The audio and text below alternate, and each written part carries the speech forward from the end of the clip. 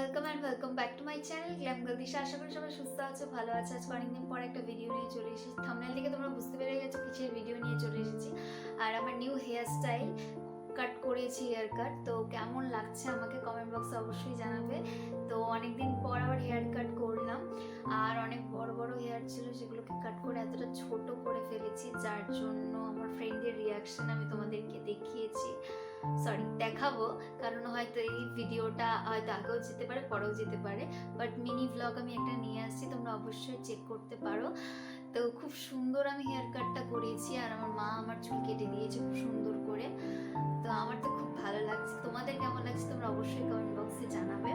তো চলো বেশি বক না করে ভিডিওটাকে স্টার্ট করা যাক। হ্যাঁ, স্টার্ট করার আগে তোমাদেরকে একটা কথা বলবো, যারা যারা এখন আমার চ্যানেল সাবস্ক্রাইব করেনি তারা অবশ্যই চ্যানেলটি সাবস্ক্রাইব করে দেবে, পাশে একটা ছোট সা বেল আইকন সেটাকে প্রেস করে দেবে। ভিডিও যখনই পোস্ট হবে না কেন নোটিফিকেশন তোমাদের পৌঁছে যাবে। আর কমেন্ট করতে একদম ভুলবে না, লাইক করতে একদম ভুলবে না, কারণ অনেক কষ্টে ভিডিওগুলো বানাই তোমাদের জন্য, অনেক বাধার মধ্যে দিয়েও তোমাদের জন্য ভিডিওগুলো বানাই। তো অবশ্যই কমেন্ট, লাইক, শেয়ার সব কিছু করবে। তো চলো বেশি বক না করে ভিডিওটাকে স্টার্ট করা যাক।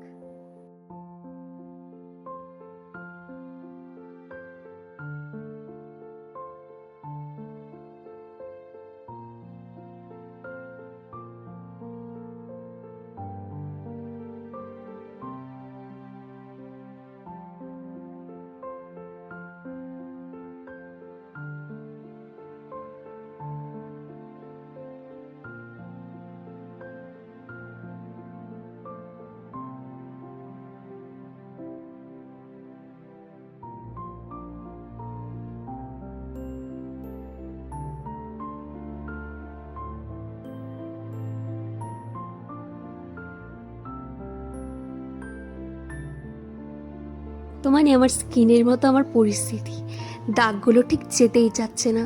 কত কিছু ইউজ করে ফেললাম আর দাগগুলো যাচ্ছে না। তো আজকে আমি টোনার ইউজ করব না, কারণ স্কিনটা বহুত ইরিটেট করছে যে কোনো কিছুতেই। তার জন্য আমি এখানে রোজ ওয়াটার ইউজ করছি টোনারের জায়গায়, আর পুরো স্কিনে আমি এটা অ্যাপ্লাই করে নেব। তারপর আমি এখানে ইউজ করছি পন্সের ময়েশ্চারাইজার, লাইট ময়েশ্চারাইজার। তো এই ময়েশ্চারাইজারটা খুবই ভালো, তোমরা চাইলে এটা ইউজ করতে পারো। যেহেতু সামারের টাইম চলছে, এই ময়েশ্চারাইজারটা ইউজ করলে স্কিনটা অয়েলি হয় না, যার জন্য এটা আমি ডেইলি বেসে ইউজ করি। খুব ভালো একটা ময়েশ্চারাইজার, আর মেকআপটা যাতে অনেকক্ষণ টেকে তার জন্য আজকে আমি এই ময়েশ্চারাইজারটা ইউজ করে নিয়েছি। আর এরপরে যেহেতু আমি একটা ডে মেকআপ লুক ক্রিয়েট করছি, যার জন্য আমি এখানে নিয়ে নিচ্ছি সানস্ক্রিন নিউট্রি গ্লোর। তো এটাও তোমরা পারচেস করতে পারো, খুব ভালো একটা প্রোডাক্ট। আমি লিঙ্ক ডেসক্রিপশন বক্সে দিয়ে দেবো, চাইলে তোমরা পারচেস করে নিতে পারো। আর আজকে আমি বেশি কোয়ান্টিটিতে নিয়ে নিয়েছিলাম প্রথমে, তারপর এটা স্কিনে দেখে অলরেডি অ্যাবজর্ব হয়ে গেছে, যার জন্য আর কোনো প্রবলেম ক্রিয়েট করেনি। এখানে আমি আইব্রো পেন্সিল ইউজ করছি, তোমরা চাইলে জেল ইউজ করতে পারো। আর আজকের মেকআপ লুকটা খুবই সিম্পল রাখবো। আর বাই দ্য ওয়ে আমার দেখতেই পারছো আইব্রো এক একটা এক এক রকম, কারণ আমি পার্লার থেকে করাতে পারিনি এবার, কারণ যার কাছ থেকে আমি করাই সে ছিল না বাড়িতে, যার জন্য আমি বাড়িতে নিজেই ফেশিয়াল ব্লেড ইউজ করে আমি এটাকে পরিষ্কার করেছিলাম, ফেশিয়াল ব্লেড ইউজ করেছিলাম।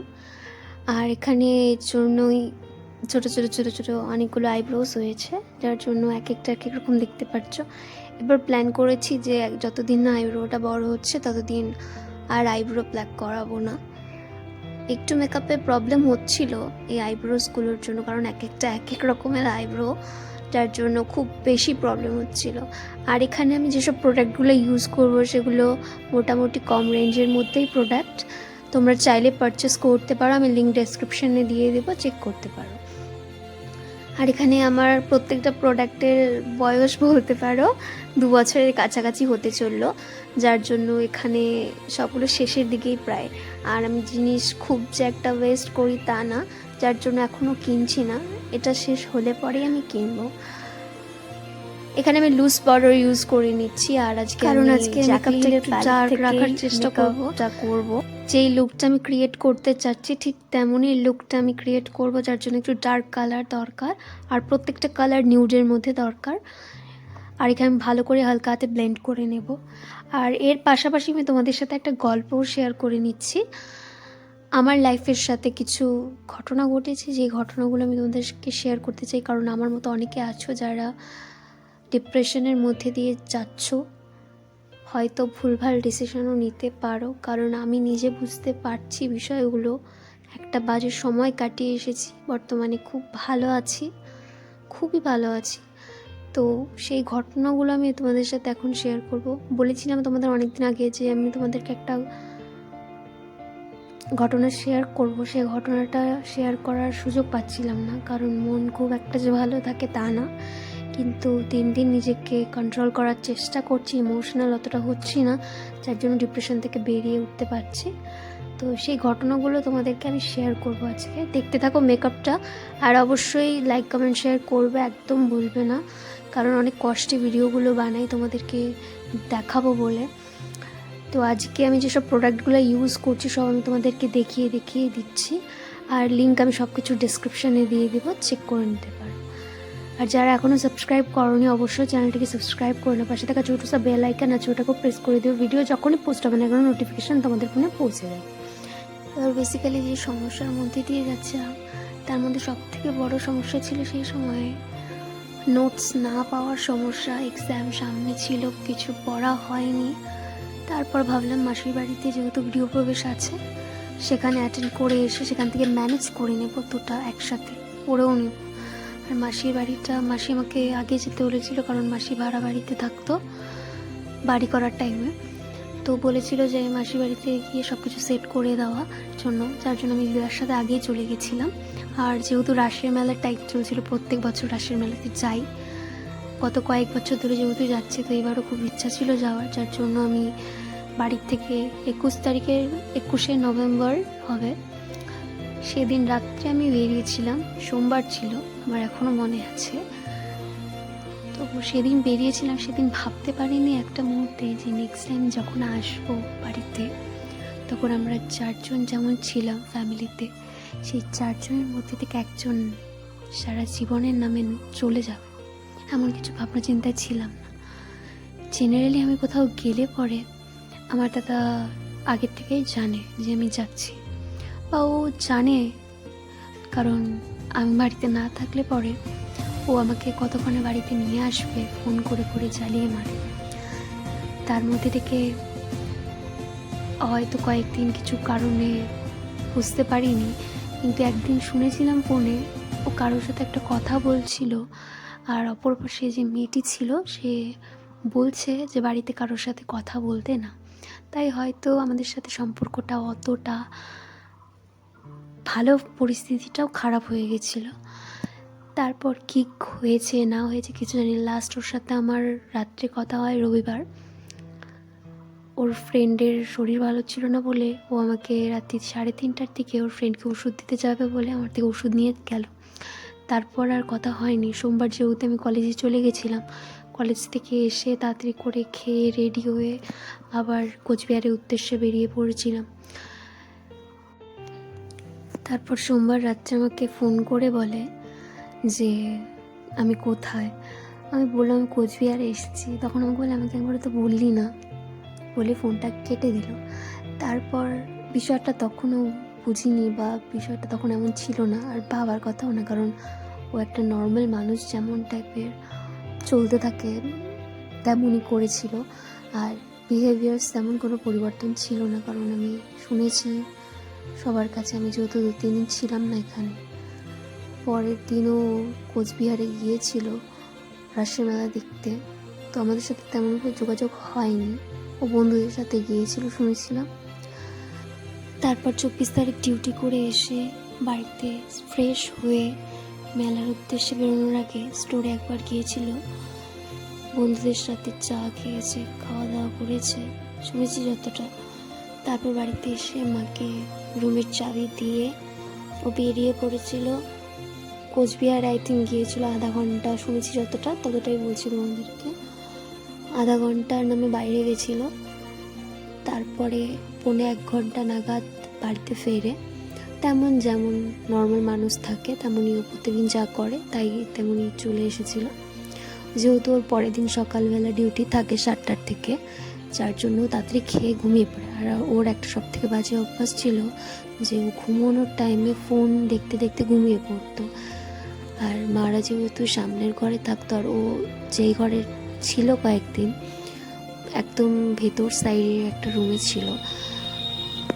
তারপর যতটা শুনতে পারলাম পাশের বাড়ির আন্টিটা বলছিল সেদিন রাত 9টা নাগাদ উপরে গিয়ে কোনো একজনের সাথে ফোনে ঝামেলা হচ্ছিল। কী বিষয় নিয়ে হচ্ছিল সেটা জানি না, বাট ঝামেলা হচ্ছিল খুব। তারপর রাত্রি 11:30 নাগাদও নাকি ঘরে কিছু একটা নিয়ে ঝামেলা হচ্ছিল। বাট ও যেহেতু আমাদের রুমে থাকতো না, আমরা যেই রুমে থাকতাম সেই রুমে থাকতো না, পাশের ফ্ল্যাটে থাকতো, তো সেহেতু কোনো আওয়াজ বা কিছু শোনা যায়নি। দরজা বন্ধ করলে এমনিতেই শোনা যায় না কিছু। তারপর সেদিন রাত্রেও মার সাথে আমাদের কথা হয় ভিডিও কলে, হাসাহাসি প্রচণ্ড। তারপর মার কাছে শুনতে পারি ও ঘুমিয়ে পড়েছে। মাসি যেহেতু জিজ্ঞাসা করলো, মাসি ভাবলো পরের দিন আমি ফোন করে জানিয়ে দেবো যে বাড়িতে যেহেতু গৃহপ্রবেশ আছে ওকে তাতেই যাওয়ার কথা। যেহেতু অনেক রাত্রি হয়ে গেছিলো, ঘুমিয়ে পড়েছিল, তাই আর ফোন করে কেউ কিছু বলেনি।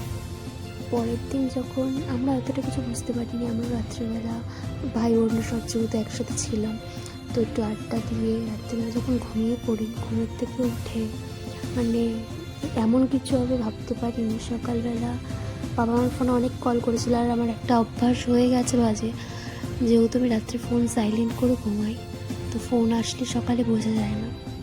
বাবা 7:30টার পর থেকে অনেক ফোন করেছে আমার ফোনে, যেহেতু পাইনি তাই মেশো ফোনে কল করেছিল। মেশো রুমে ছিল না, কিছুক্ষণ পরে সে যখন রুমে ফোনটা ধরে আর মেশো মানে বলছিল কী বলছেন এমন টাইপের কথা, তখন আমরা সবাই লাফ দিয়ে উঠি। তারপর যখন শুনি যে দাদা সুইসাইড করেছে, তো ভিতরে জাস্ট কিছু বলার মতো অবস্থায় ছিলাম না সেই সময়, সেই মুহূর্তটাতে। তারপরে বাড়িতে আসলাম সবাই মিলে, আসার পরেও ভেবেছিলাম যে ও ঠিক হয়ে যাবে, যেহেতু হসপিটালে নিয়ে গেছে ঠিক হয়ে যাবে।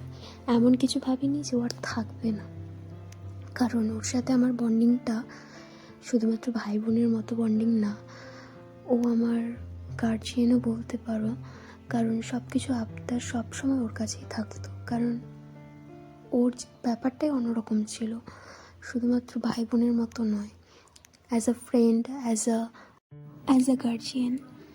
তার মধ্যে বাবার শরীরও খুব একটা ভালো ছিল না। সেই দিন বাবার কয়েকদিন ধরেই পায়ের অসুবিধা ছিল, একটু হাঁটতে পারছিল না, ইউরিক অ্যাসিডের থেকে কিছু একটা প্রবলেম হচ্ছিলো। তারপর ডক্টর দেখায় জানতে পারে পায়ের একটা রগ হাড়টির নিচে চাপা পড়ে আছে, তো সেটার জন্য মেডিসিন খাচ্ছিলো। সেদিন একদমই হাঁটতে পারছিল না, সেই অবস্থায় মা আর বাবা মিলে দাদাকে হসপিটালে নিয়ে যায়। শুধুমাত্র সেই সময় আমার মাসি বাড়ির লোক আর মামা বাড়ির লোক আমাদের খুব সাপোর্ট করেছে। সবাই বলে খারাপ সময় নাকি রিলেটিভরা পাশে দাঁড়ালে দুঃখটা হয়তো অনেকটা কমে যায়, কিন্তু সেই সময় পাশে দাঁড়ানোর মতো কেউই ছিল না। প্রথম দিন যেদিন এমন হলো, সেদিন সবাই যার যার মতো চলে গেল বাড়িতে। পরের দিন একটা মুহূর্তে কেউ এসে খোঁজ নেয়নি যে আমরা কেমন আছি। তারপর থেকে পুরো একটা মাস কেউ আমার বাবার বাড়ির থেকে কেউ একটা খোঁজ নেয়নি যে আমরা কেমন আছি, আদৌ বেঁচে আছি, সুস্থ আছি, কিছু না। সেই মুহূর্তটাতে কতটা বাজে পরিস্থিতি তৈরি হয়েছিল আমাদের জন্য। এদিকে বাবার শরীর ভালো না, সব কিছু ম্যানেজ করতে লাগতো, কিন্তু এর পাশাপাশি আমার মামা বাড়ির লোকেরা যথেষ্ট সাহায্য করেছে মেন্টালিভাবে। এরপর আমি কোনোদিনও যেখানে অফিসিয়াল কোনো কাজ করিনি সেসব কাজও আমাকে করতে হয়, মার্কেটে দিদার সাথে গিয়ে মার্কেটও করতে হয়। বাবার শরীর এতটা খারাপ হয়ে পড়ে, সেখানে পরিস্থিতি খুব বাজে অবস্থায় চলে যায়, কেউ একটাবার খোঁজও নেয় না। খুব বাজে গিয়েছে আমার এই 6টা মাস, যার জন্য আমি ভিডিও আনতে পারিনি। আবার আমি ভিডিও করা স্টার্ট করেছি, কারণ শেষমেশ এটা বুঝতে পেরেছি নিজের বলে কেউ হয় না, আর খারাপ পরিস্থিতিতে এসব লোক নিজের পাশে দাঁড়ায় না, তারা অন্তত নিজের লোক হতে পারে না। তো আজকে ভিডিওটা এখানেই রাখলাম, আশা করি সবার ভিডিওটা খুব ভালো লেগেছে।